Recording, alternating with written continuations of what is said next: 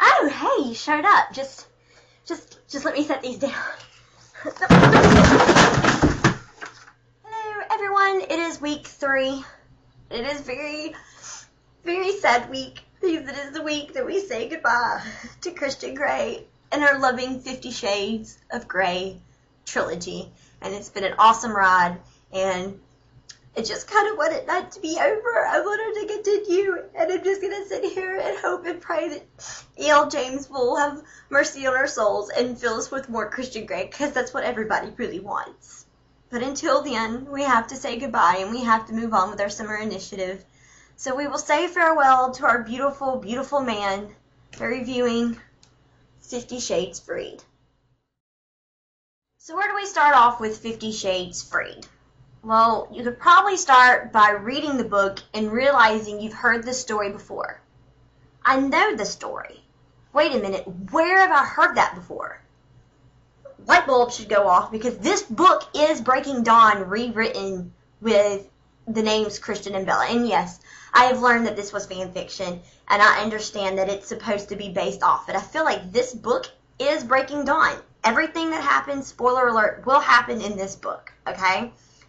And if you haven't realized that this is just Twilight rewritten, and a few of you, actually, I've read comments right down in this area that said that you don't see the similarities. And if that's the case, then you need to go reread Twilight through Breaking Dawn, because it is immaculate how similar and how exact these two books are.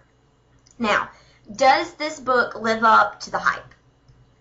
Yeah, I think so. I think, like, I kept reading it, but there was 2 days where I really just was kind of wanting it to move on. It drug out a little bit.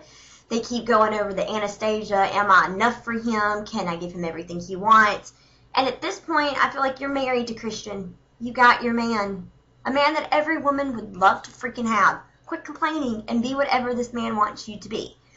But I feel like that's something we covered in 50 Shades Freed. Why are we still talking about it here? Let it go. It's time to move on.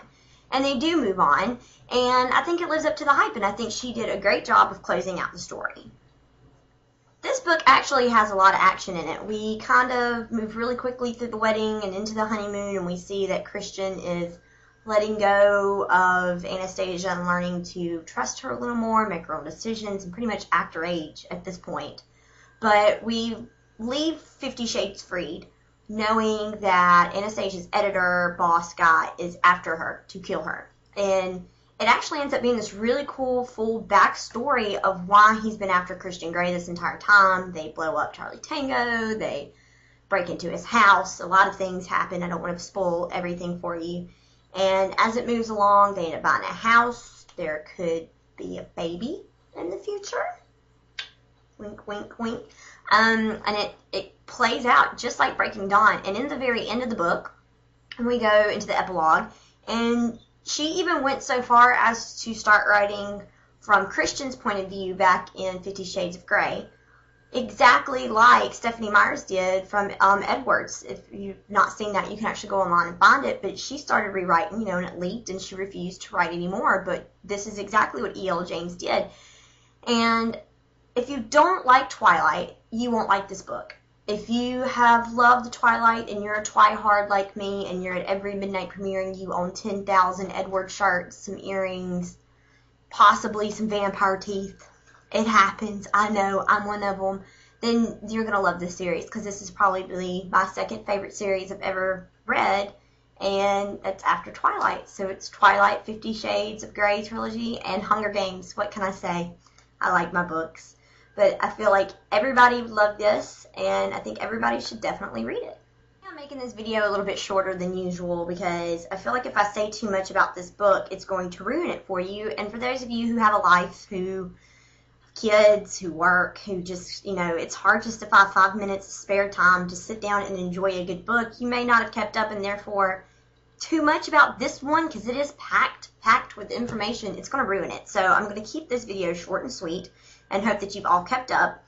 Last week we talked about Anastasia and who you think should play it, and I picked Anna Kendricks. Some of you had some really cool picks, though. Somebody even had said Amanda Sizemore, who would be amazing. Hands up. I love that idea. I would be just as okay with her doing it as I would Anna Kendrick's. I think they'd both be wonderful. So we've gone through who should play Christian and who should play Bella. But my question for you this week is this. Talks have been going around that Kristen Stewart is very interested in hearing about this 50 Shades and is interested in repairing up with Rob Pattinson because they want to do something rowdy together and is highly considering if this was turned into a book to do this. Now, I'm against this 110% because my Christian and my Edward are not the same people. And I feel like it's time to separate them. I don't want it to happen. I don't want it to happen at least a little bit. But what's your opinion? Would you go see it if Rob and Kristen got back together and be a little twilight reunion? Let me know, because I don't know. Those of you who are Team Jacob may not be happy that our total outlander is not there. And let's face it, what good is it if he's not there shirtless? Who knows? So leave your comments. Make sure you subscribe and come back next week when we are going to be going over a cool little book that someone suggested for me. It's called The Fault in Our Stars by John Green. And if you notice this signed copy, if you go right now, you can go to Books A Million, which love Books A Million. That's where I am a freak about. They know me by name there. And you can actually go ahead and pick up a signed copy. Again, I'm always up for suggestions, and I am a nerd, and I will probably read everything that you list. So if you have a really cool book that you think I should read, make sure you tell me. I love fan fiction, romance, comedies, autobiographies, you name it, and I'll read it. So leave a comment if you say something that you think I would love or that you would like to see a review on. Until next week, come back, because we're going to have something really cool for you. Laters, baby.